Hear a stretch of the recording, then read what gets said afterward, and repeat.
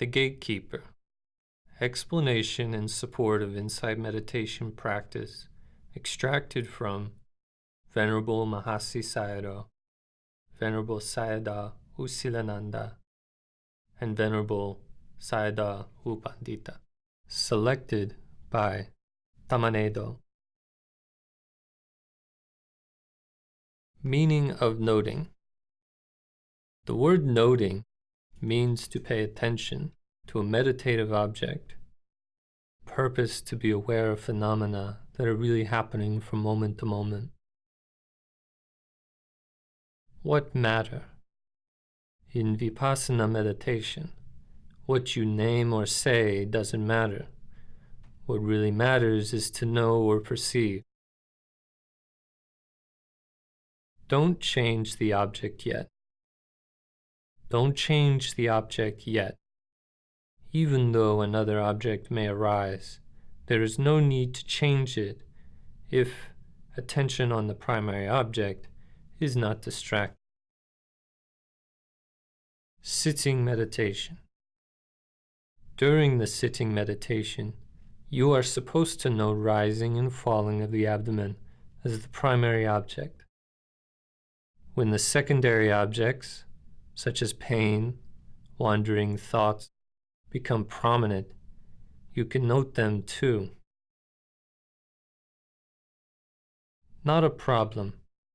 When one object is labeled, he or she may become aware of 4, 5, or 10 other objects. This is not a problem. Synonyms.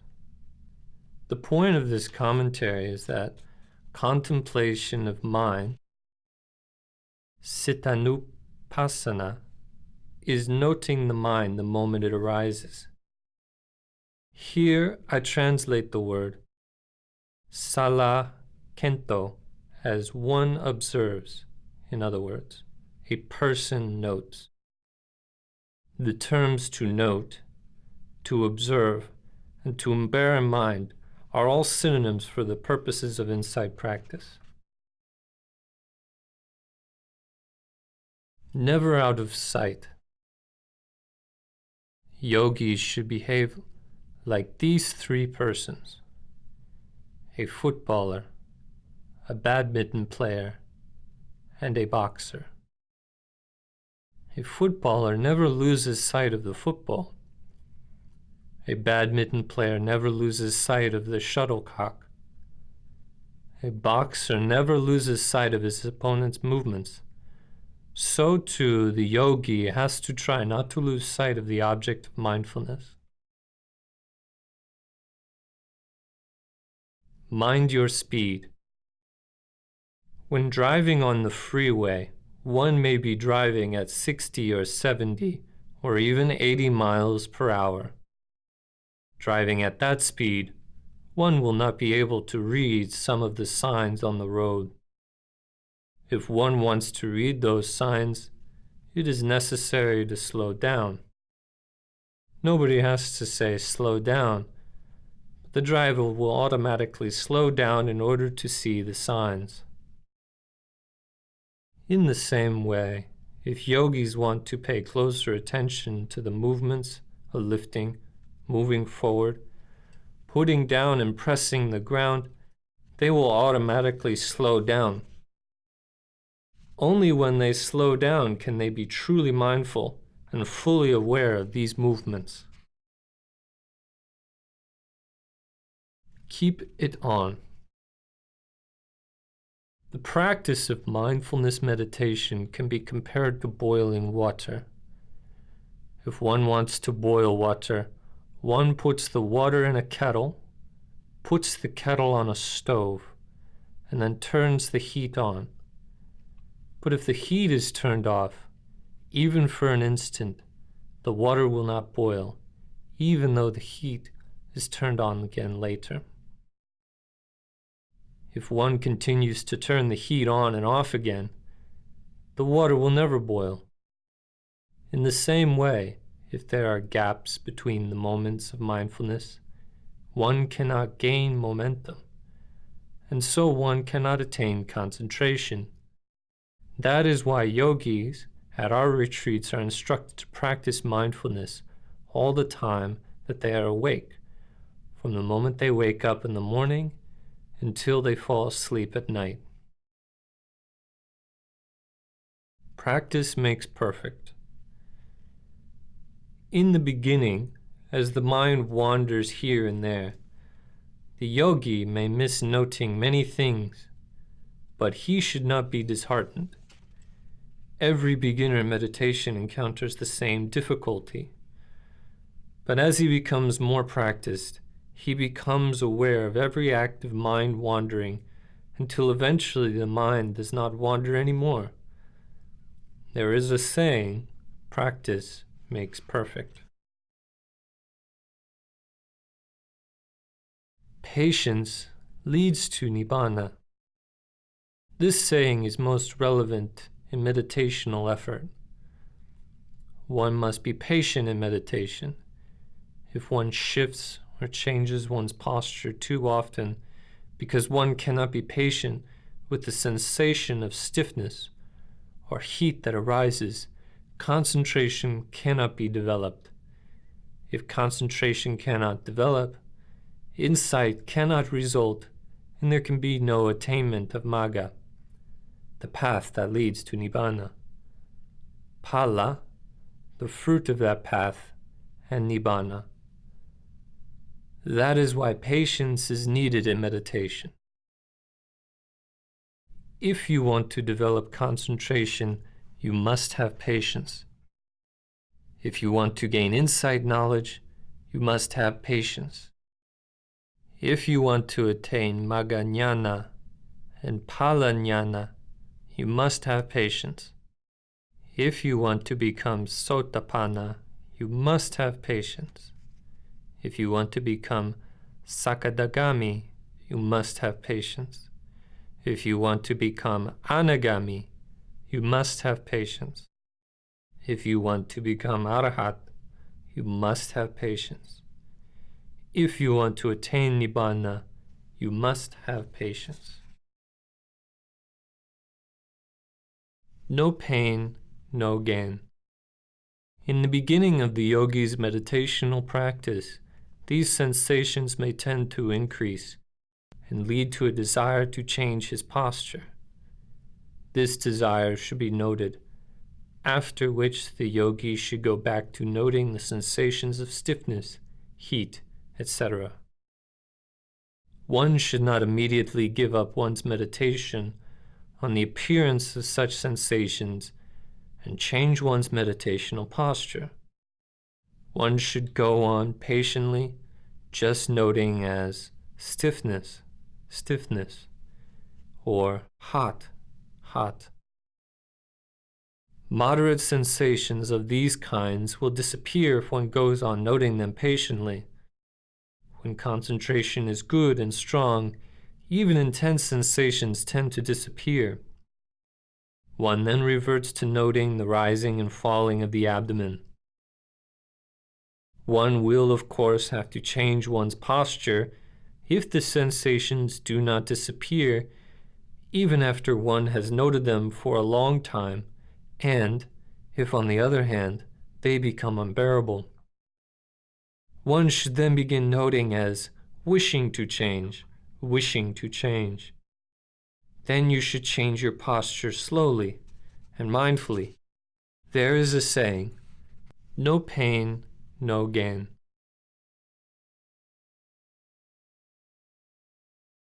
Fire. A meditating yogi should behave like this person who is producing fire by energetically and unremittingly rubbing two sticks of wood together so as to attain the necessary intensity of heat when the flame arises. In the same way, the noting in vipassana meditation should be continual and unremitting, without any resting interval between acts of noting whatever phenomena may arise. There must be no intermission in between, only contiguity between a preceding act of noting and a succeeding one, between a preceding samadhi, state of concentration, and a succeeding one, between a preceding act of intelligence and a succeeding one. Only then will there be successive and ascending stages of maturity in the yogi's stage of intelligence. Magga jnana and phala jnana, knowledge of the path and its fruition, are attained only when there is this kind of gathering momentum. All the same, all at once. When you look up to the sky on a rainy day, you see a flash of lightning. This bright light is the characteristic of the lightning. As lightning flashes, darkness is dispelled. This dispelling of darkness is the function of lightning, its work. You also see what it is like, whether it is long, short, a curve, a circle, straight, or vast. You see its characteristic, its function, its manifestation, all at once. Only you may not be able to say the brightness is its characteristic, dispelling of darkness is its function, or its shape, or outline its manifestation. But you see them all the same. In the same way, when you meditate on the rising mind matter, you know its characteristic, its function, its manifestation, everything. You need not learn them. Some learned persons think that you have to learn them before you meditate. Not so. What you learn are only named concepts, not realities. The meditator who is contemplating the rising mind, matter, knows them as if he were touching them with his own hand. He need not learn about them. If there is an elephant before your very eyes, you need not look at the picture of an elephant. You cannot step into the same river twice. There is a Western saying that may explain the law of impermanence. You cannot step into the same river twice. Yet the impermanence they see is still a conceptual idea. Paṇḍita, anicca. They do not really see impermanence from their own experience. So their knowledge of impermanence is very superficial. They do not even think the mind and body to be unpleasant, soulless, and beautyless. It is density of metal and physical phenomena, gana, that makes people think the mind and body are lasting forever, like the continuity of a water current that makes a river seem to be forever. Only when you can see real mind and body in terms of their own characteristics can you see them dissolving moment by moment. That is the knowledge of impermanence gained from your own practice experience. Only then will you gain the perception of non-self, anatta sanya. Be instrumental. It is not easy to see the truth destroying such a deep-seated delusion without an instrument. For example, if an object is too subtle or minute to see through the naked eyes, we should take the help of the spectacles, a magnifying glass, or a microscope. In the same way, in order to see the truth, destroying the delusion, all we have to do to observe present objects with ardent effort, mindfulness, and concentration. In due course of time, we will gain inside knowledge, which enables us to see the truth destroying the deep delusion. That is why the Buddha said thus, "A monk spends his time seeing body, physical phenomena in the body, being energetic, clearly comprehending and mindful, eradicating covetousness and hatred. Making effort in noting present objects continuously, you can develop the mindfulness and concentration. With the help of these three instruments, you can see real phenomena in terms of stiffness, tension, etc., beyond the conceptual form, shape, or manner." No gaps. Momentary concentration is compared to a rope that is made up of many small fibers. Each small fiber is fragile and breakable. But when they are entwined into a rope, the rope becomes amazingly strong. In the same way, in the case of pure vipassana practice, the concentration lasts only moment by moment, because it is established on phenomena that are arising and disappearing moment by moment. So it cannot be strong. However, if you can develop it continuously, with no gaps in between, by noting phenomena continuously, it can become strong enough to penetrate into the truth or to develop vipassana insights stage by stage until you become fully enlightened. The Buddha said you should develop concentration. If you have concentration, you can see the true nature of the objects. According to this Buddha teaching, you should develop concentration to attain insight knowledge. Read carefully. One who reads a book lightly is not aware of all the letters in it. He will come to be more aware of them if he reads carefully. Similarly, a yogi who is superficially mindful does not completely comprehend the object noted. If he is attentively mindful, he will come to know more. If the yogi wants to know more, he should be more attentively mindful. The more attentively mindful he is, the more he knows. When labeling is optional. When the objects to be noted are occurring at a rapid rate, the yogi may not be able to keep pace with labeling and noting them at each occurrence. He should then let go of labeling and just look at them attentively with his mind. Or, if he wants to keep on labeling, he should just note as much as he can.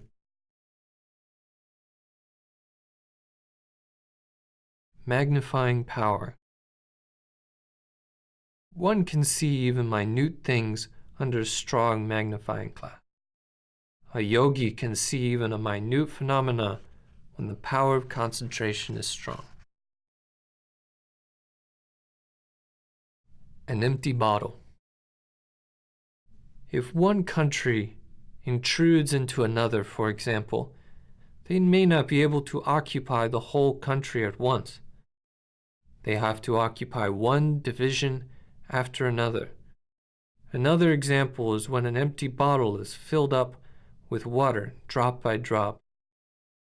Every drop of water replaces the same amount of air inside the bottle. In the same way, every moment of mindfulness will replace the same amount of mental defilements. Thus, mental defilements reduce bit by bit until they are totally eradicated. Gatekeeper. Sati, mindfulness, is like a gatekeeper. A gatekeeper does not admit bad people. He admits good people. Sati does not admit unwholesomeness, akusala. It admits wholesomeness, kusala. As the Buddha said in Tharmanaykyaw, Nagarapama Sutta. With mindfulness as his gatekeeper, the noble disciple abandons the unwholesome and develops the wholesome, abandons what is blameworthy and develops what is blameless, and maintains himself in purity. Like illness and fire. Polluted minds are just like illness and fire. You should prevent the illness before it arises, and when it arises, you should cure it right away. Similarly, you should prevent fire from breaking out. If it breaks out, you should extinguish it right away. To prevent mental defilements from arising, you have to note the presently arising objects with aim, full attention, effort, mindfulness, and concentration.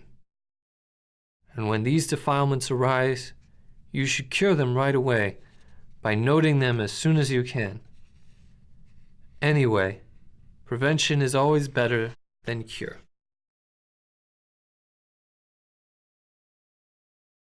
By noting the presently arising object. If you can note one object after another continuously, with aim and effort, there will be less wandering. Even though the wandering arises, you will know it right away. You can gain control over your mind by noting the presently arising objects with aim and effort. For example, if the parents cannot take care of their children properly, then the child may hang around with gangsters and may later become a gangster. In the same way, the mind naturally goes to desirable objects and is associated with lust or hatred. You should take care of your mind by noting the presently arising object with aim and effort so that the mind will not wander or go astray. If you find your mind associated with evil thoughts, you should note it as soon as you notice it, so that they stop right away.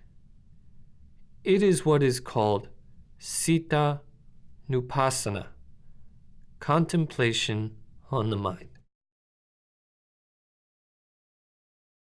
You cannot get it on credit in Vipassana practice. Even though you can buy something on credit and pay for it later, no credit is given in the case of Vipassana. So you must note an object the moment it takes place, lest you become attached to it. Yogi's job. Just note continuously whatever occurs. That is a yogi's job. Torchlight. At night, for example, one cannot see things clearly. But if one uses torchlight, things can be clearly seen in the spotlight. In the same way, concentration can be compared to light, through which one can see phenomena clearly, the manner of rising and falling, and the tension, tightness, and movement, etc. As the Buddha said in Samyutta Nikaya, Samadhi Sutta, Samadhim Bhikkhave Bhavata Samahito Bhikkhave Bhikkhu Yatta Bhuttam Pajanati. Bhikkhus develop concentration. A bhikkhu who is concentrated understands things as they really are. Mindfulness. Since you are practicing mindfulness, you need to get to know it well. mindfulness has characteristic, function, manifestation, and proximate cause. The characteristic of mindfulness is not to float on the surface of the object. Pilapana lakana.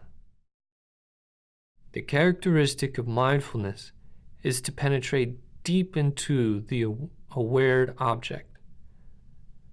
Apilapana lakana. The characteristic of mindfulness is to sink into the aware object. Apilapana lakana. The function of mindfulness is not to forget the object. Asamosarasa. The function of mindfulness is not to lose the sight of the object. Asamosarasa.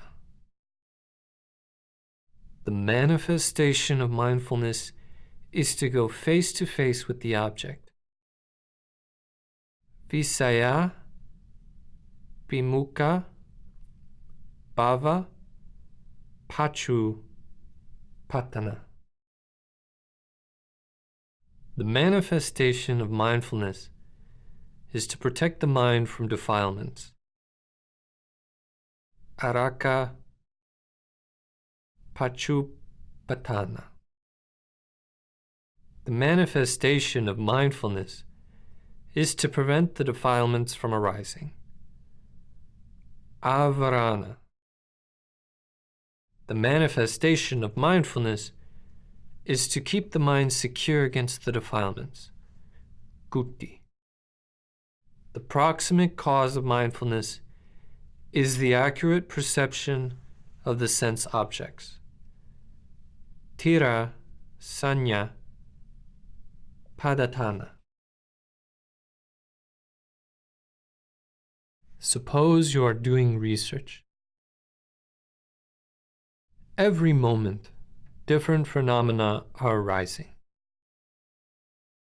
Therefore, mindfulness should be continuous to be aware of them.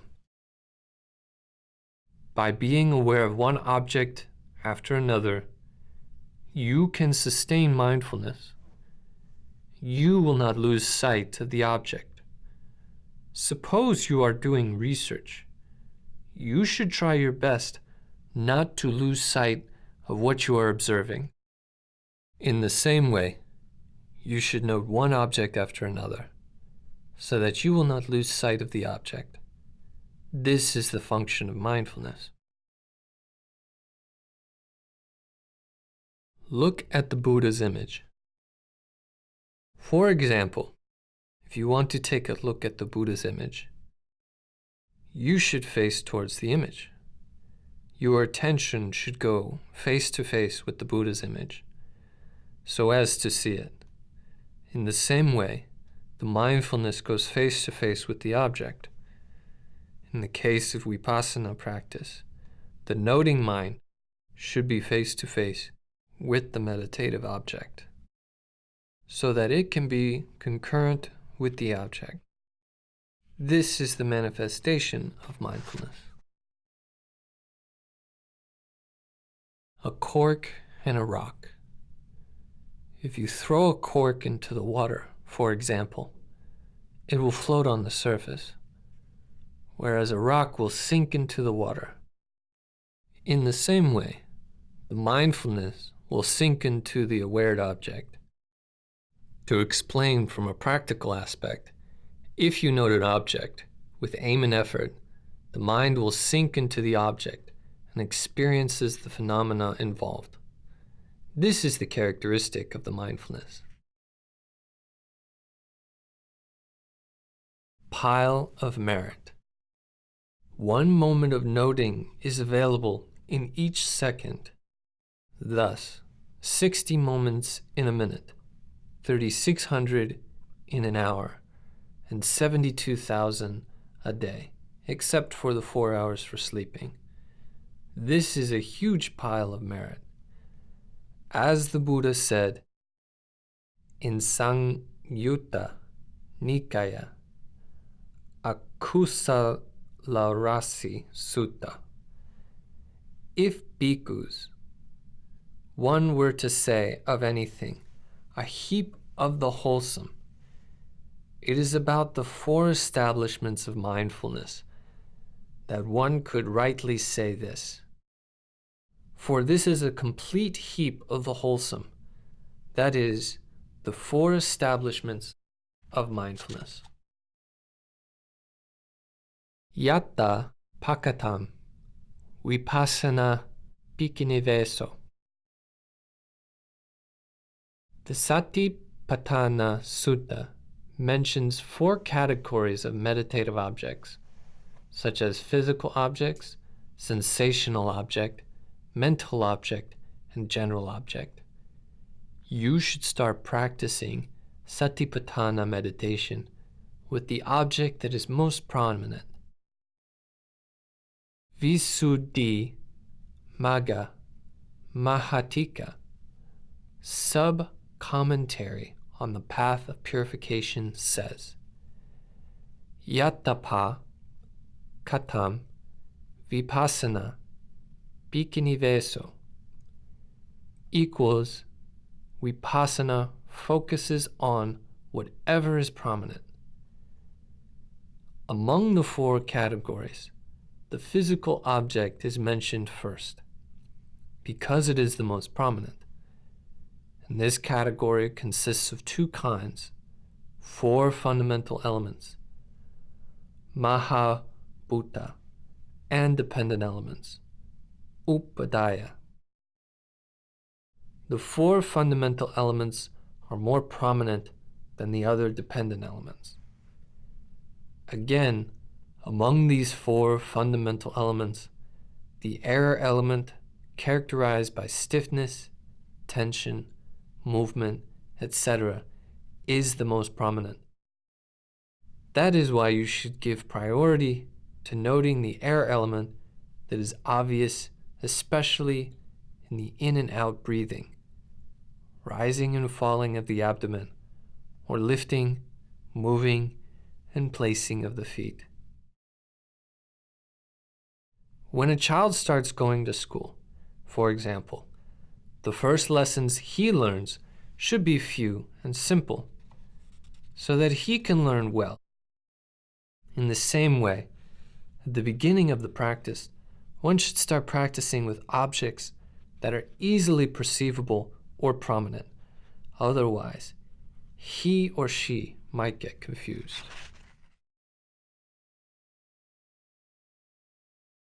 Like them, despite good eyes, as if he were blind, despite good ears, as if he were deaf, despite knowledge, as if he were dull, despite strength, as if he were weak.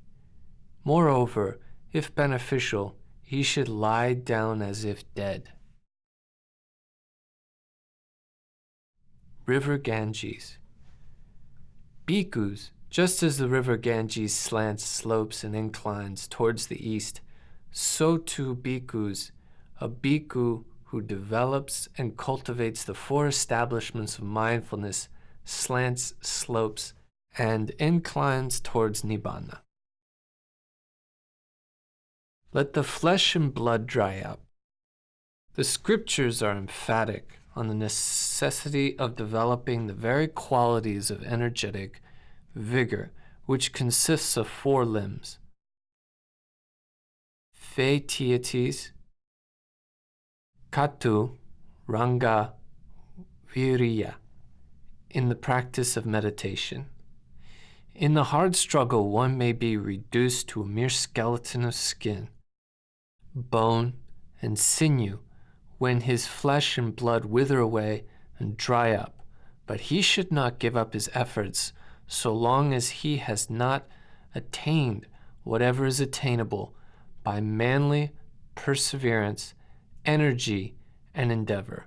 These instructions should be followed with a strong determination. Therefore, bhikkhus, you should train yourselves thus. We will strive indefatigably Resolved, willingly, let only my skin, sinews, and bones remain, and let the flesh and blood dry up in my body. But I will not relax my energy so long as I have not attained what can be attained by manly strength, energy, and exertion. It is in such a way that you should train yourselves. Sabang bhikkhave abhiññāyo. The Buddha said in Saṅyutta Nikāya, Anicca disuttanavakang, Sutta thus, Sabang bhikkhave abhiññāyam. All psychophysical phenomena should be noted or known. According to this teaching of the Buddha, we have to practice vipassana, or insight meditation, to understand correctly the nature of the psychophysical phenomena taking place in 6 sense doors. Whenever we see, hear, smell, taste, touch, or think of, we must note thus: seeing, seeing, hearing, hearing, smelling, smelling, tasting, tasting, touching, touching, or thinking, thinking. But in the beginning of our practice, we cannot note all phenomena, should therefore begin with noting objects which are conspicuous and easily perceivable. What should we do? We do not want the 4 bad things. What are they? Sorrow, lamentation, pain, and grief. We want the 3 good things. What are they?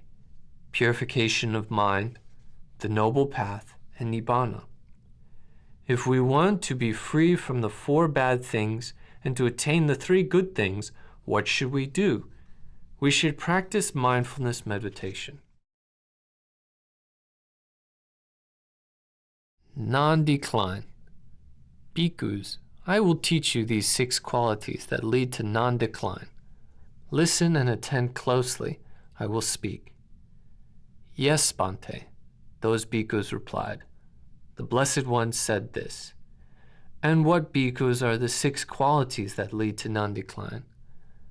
Not taking delight in work, not taking delight in talk, not taking delight in sleep, not taking delight in company, being easy to correct, and good friendship. These are the 6 qualities that lead to non-decline. Bhikkhus, all those in the past who did not decline in wholesome qualities did not decline because of these 6 qualities. All those in the future who will not decline in wholesome qualities will not decline because of these 6 qualities, and all those at present who are not declining wholesome qualities are not declining because of these 6 qualities. Characteristics.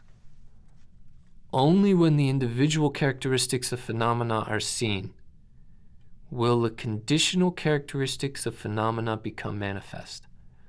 Only when sakkata, conditional characteristic, becomes apparent will samanya, common characteristic, be seen. When samanya, common characteristic, is seen, vipassana jnana, insight knowledge, emerged. Sabhava lakkhana. Sabhava lakkhana means the individual characteristic of mental or physical phenomena. Regarding physical phenomena of 28 kinds, hardness or softness, for instance, belongs to only the earth element, patavidhatu, and not to any other elements. Heat or cold is the particular characteristic of the fire element, tejodhatu. Cohesion and fluidity is that of water element, apudhatu. And the tension, pressure, or motion is that of wind element, vayudhatu, and so on. Sakata Lakkhana. Each and every individual characteristic of all psychophysical phenomena has three phases: arising, lasting, and disappearing, which are respectively termed in Pali Upada, Titi, and Bhanga. Upada means arising of a phenomenon. Titi is a duration or continuance or proceeding towards dissolution. Bhanga is breaking up or dissolution. These three phases are called Sankata Lakkhana, conditional characteristics. Samanya Lakkhana. The third characteristic of all psychophysical phenomena is called Samanya Lakkhana, common characteristic, such as the impermanence, unsatisfactoriness, and impersonality. In Pali, these three characteristics are termed Anicca Lakkhana, characteristic of impermanence; Dukkha Lakkhana, characteristic of ill, suffering, or unsatisfactoriness; and Anatta Lakkhana, characteristic of egolessness or impersonality. These characteristics are common to all physical and mental phenomena that are conditioned. They are, therefore, designated as Samanya Lakkhana, common characteristic. Of these three characteristics, our meditative practice is directed towards realization of the common characteristic of the phenomena. How do we make our meditative effort to realize the characteristic of the phenomena? We should observe or notice them the moment they arise. Only then will we realize their characteristics, but not otherwise. Better. Better it is to live one day virtuous and meditative than to live 100 years immoral and uncontrolled. Better it is to live one day wise and meditative than to live 100 years foolish and uncontrolled. Better it is to live one day strenuous and resolute than to live 100 years sluggish and dissipated. To sum up, how is insight developed? Insight is developed by meditating on the 5 aggregates of grasping. Why and when do we meditate on the aggregates? We meditate on the aggregates whenever they arise in order that we may not cling to them. If we fail to meditate on mind and matter as they arise, clingings arise. We cling to them as permanent, good, and as ego. If we meditate on mind and matter as they arise, clingings do not arise. It is plainly seen that all are impermanent, suffering, mere processes. Once clingings cease, the path arises leading to Nibbana.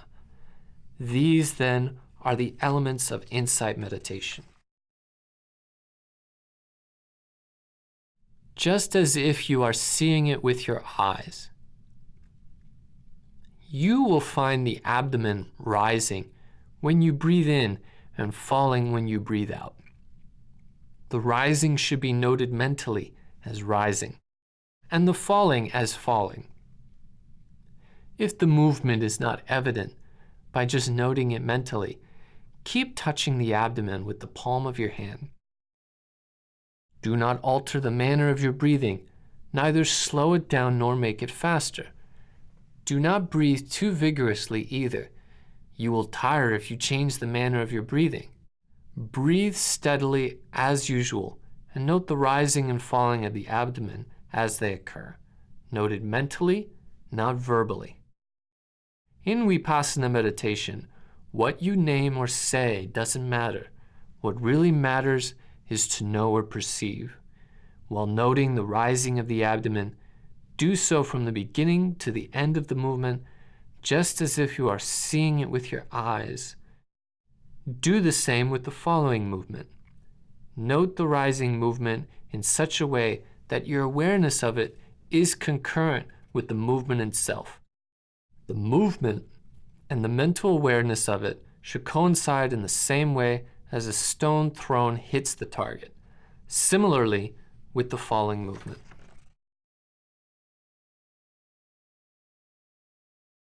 When this has been noted once or twice, your mind may wander elsewhere while you are noting the abdominal movement. This must also be noted by mentally saying, wandering, wandering. When this has been noted once or twice, the mind stops wandering, in which case you go back to noting the rising and falling of the abdomen. If the mind reaches somewhere, note as reaching, reaching. Then go back to the rising and falling of the abdomen. If you imagine meeting somebody, note as meeting, meeting. Then back to the rising and falling. If you imagine meeting and talking to somebody, note as talking, talking. In short, whatever thought or reflection occurs should be noted. If you imagine, note as imagining. If you think, thinking. If you plan, planning. If you perceive, perceiving. If you reflect, reflecting. If you feel happy, happy. If you feel bored, bored. If you feel glad, glad. If you feel disheartened, disheartened. Noting all these acts of consciousness is called Cittanupassana. This noting will become easier after about 2 days. In the beginning, it will suffice to note 1 or 2 movements only, thus right step, left step. When walking fast, and raising, dropping, when walking slowly. This noting will become easier after about 2 days. Then go on to noting the 3 movements as rising, pushing forward, and dropping. As the Buddha said in Tharmanaykyaw, Paṇḍita, Kankama Sutta, Bhikkhus, there are these 5 benefits in walking meditation. What 5? One becomes capable of journeys.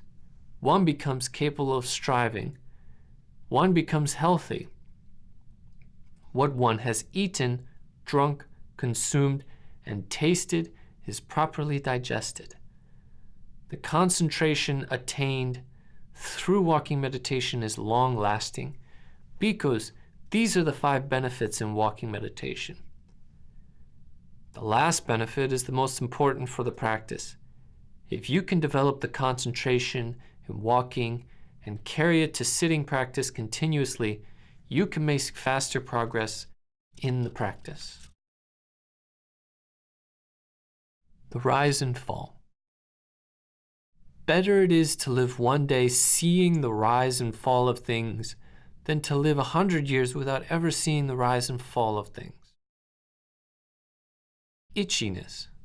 For instance, if a sensation of itchiness intervenes and the yogi desires to scratch because it is hard to bear, both the sensation and the desire to get rid of it should be noted, without immediately getting rid of the sensation by scratching. If one goes on perseveringly, noting thus, the itchiness generally disappears, in which case one reverts to noting the rising and falling of the abdomen. The itchiness does not in fact disappear. One has, of course, to eliminate it by scratching. But first, the desire to do so should be noted.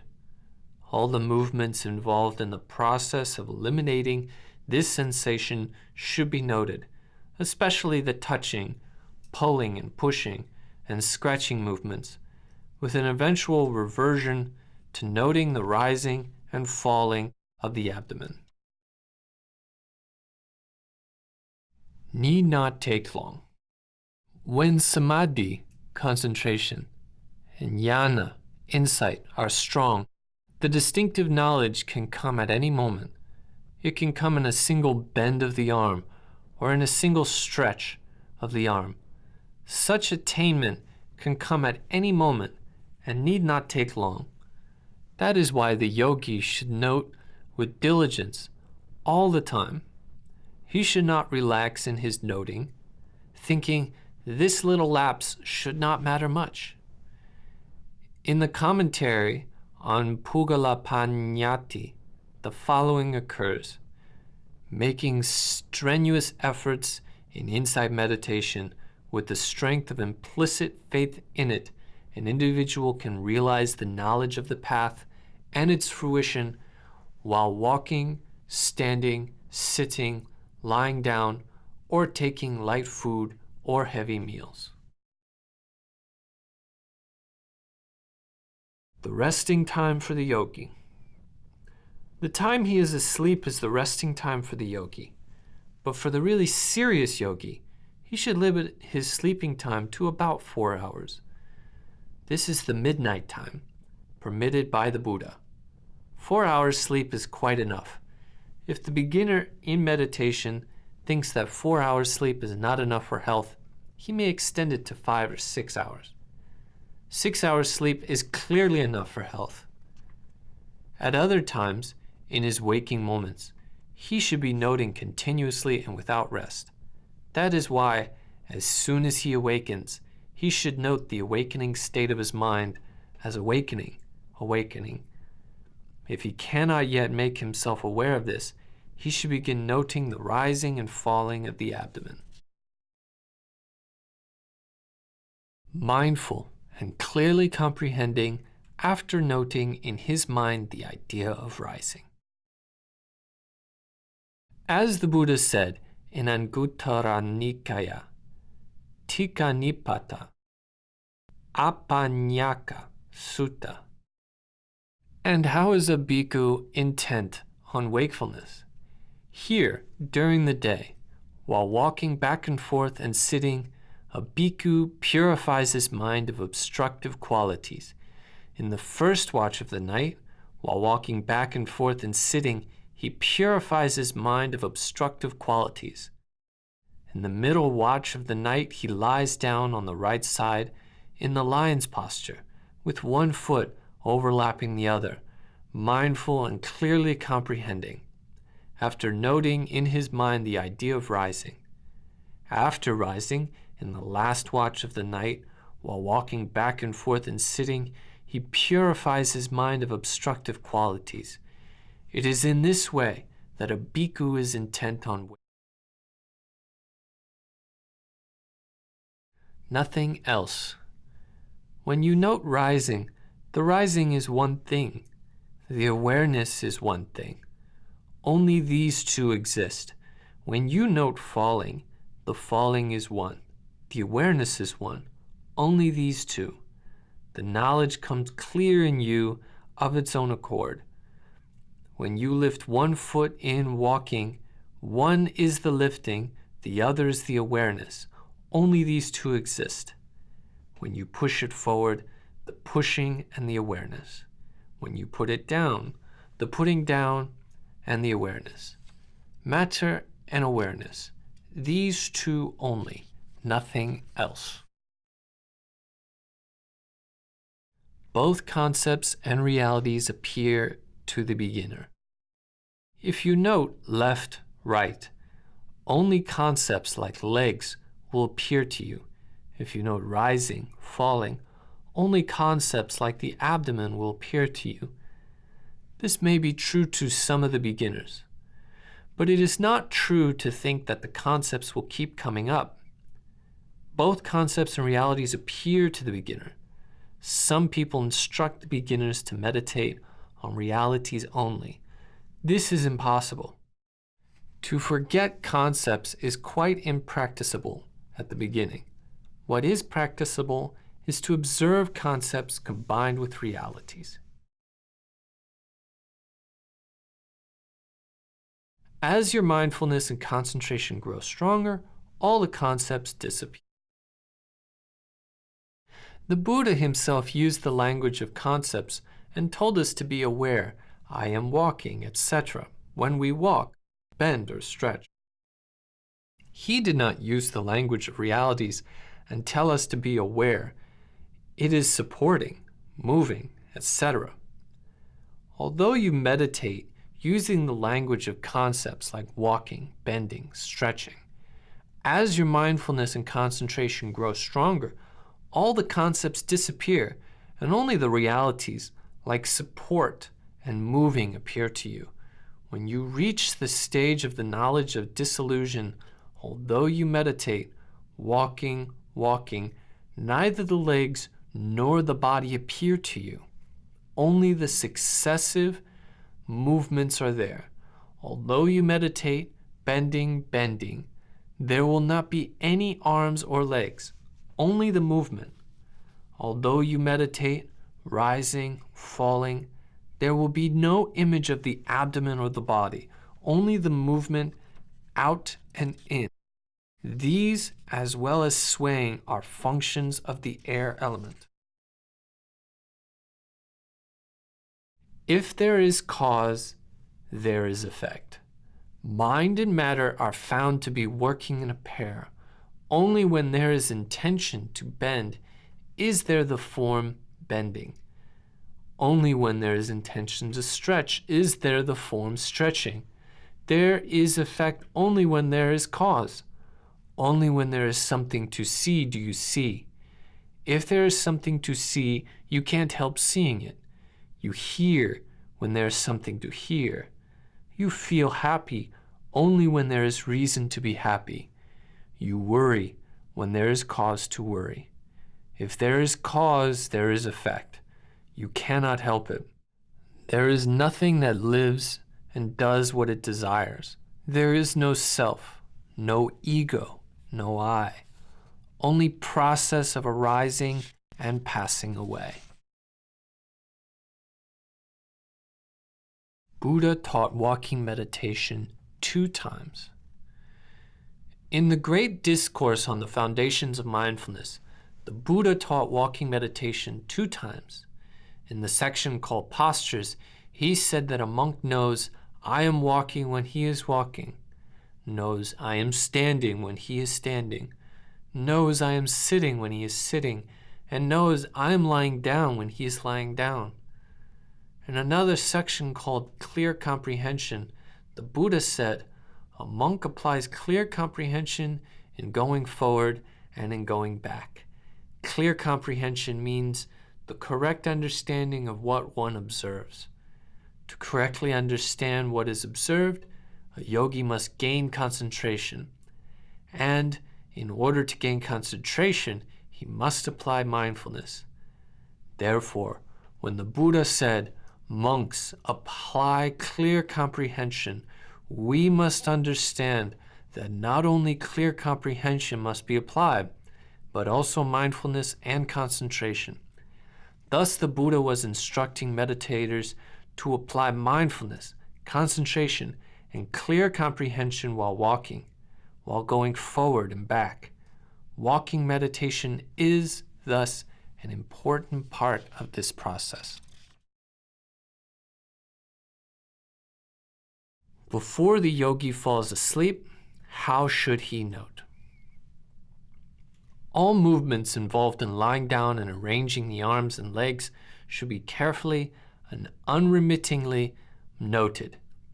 If there is no movement, not only stillness of the body, go back to noting the rising and falling of the abdomen.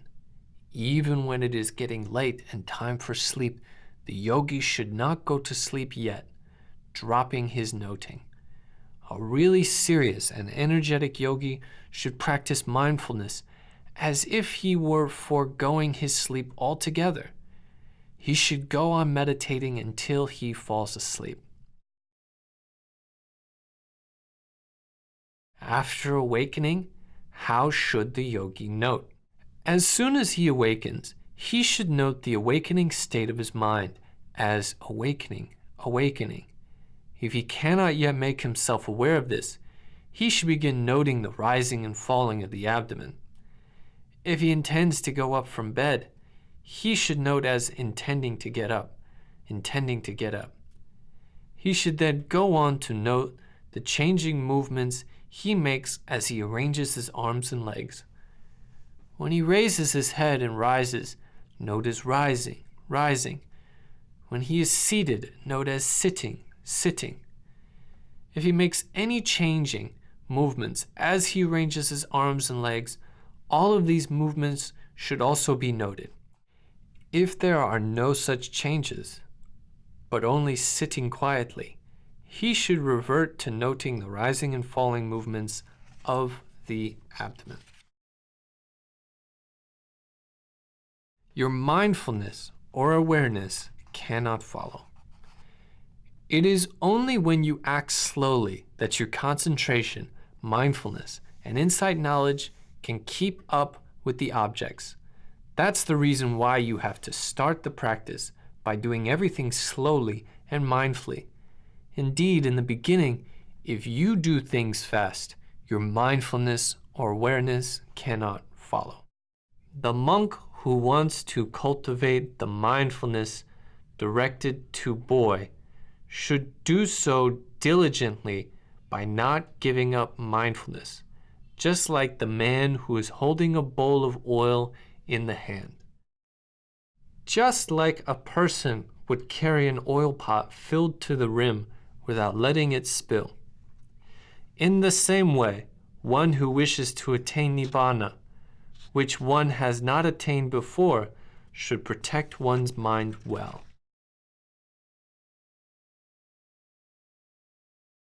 You can change touching points. When the rising and falling fade away, you are supposed to note sitting, touching, or lying, touching. You can change touching points. For example, you note sitting, touching. Paying attention to a touch point on the right foot and then note sitting, touching, focusing a touching point on the left foot. Thus you can shift your attention from one touch point to another, or you can shift your attention to 4, 5, or 6 points alternately. Any touching point is possible to note. Any touching point is possible to note. If you note, for instance, a touching on one's buttock as touching, touching, that is correct. Note it on one's knee as touching, touching. That is correct. Note it on one's hands as touching, touching. That is correct. Note it on one's head as touching, touching. That is correct. Note in and out breath as touching, touching. That is correct. Note it in one's intestines or liver as touching, touching. That is correct. Note it in one's own abdomen as touching, touching. That is correct. Only 2 types of object to note. Noting rising and falling demands neither too much concentration, as is not a momentous kind of object, nor excessive enthusiasm, as it's only 2 types of objects to note. Thus, the balance can be kept between concentration and energy. Sit and walk alternately an hour each. Too much walking tends to arouse more energy but less concentration, so one is scheduled to sit and walk alternately an hour each. Thus, the balance can be kept between concentration and energy. Approaching the goal. When approaching the finishing line, a sprinter must keep running without slacking. When approaching the goal, a yogi must keep striving and noting without slacking. Gaps. If there is a gap between 2 floor planks, dust and sand enter. If there is no continuity of mindfulness and there is a gap, defilements enter. If there is a concentration breakdown, defilements enter through the gap. Confession.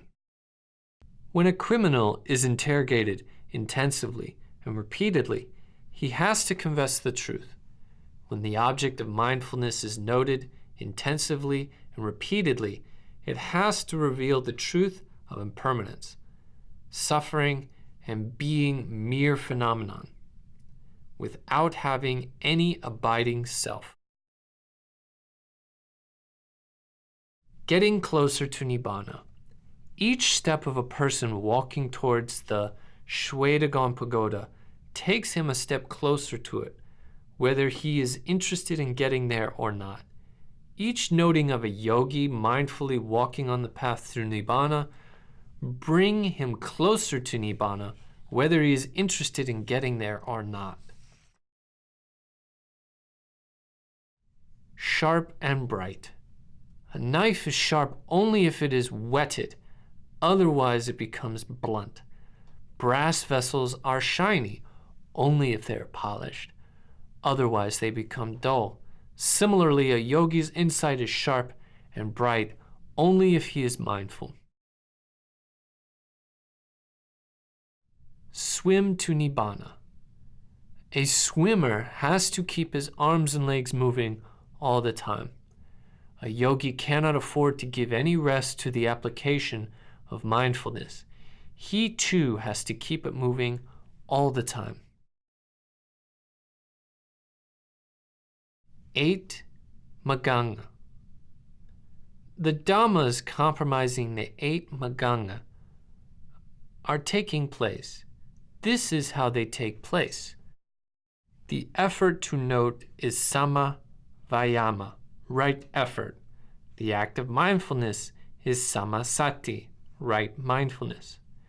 To remain concentrated on the object of meditation is Samma Samadhi, right concentration. These 3 are Samadhi Maganga.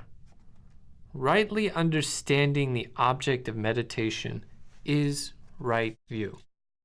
Bringing one's mind to really knowing Nama Rupa as they are is right thinking, Samma Sankappa. Right view, Samma Ditti, and right thinking, Samma Sankappa. These 2 are Panya Maganga, wisdom, part of the right path. The 3 factors of concentration are part of the right path, and the 2 factors of the wisdom are part of the right path, are said to be Karaka Maganga, 5 active parts of the right path.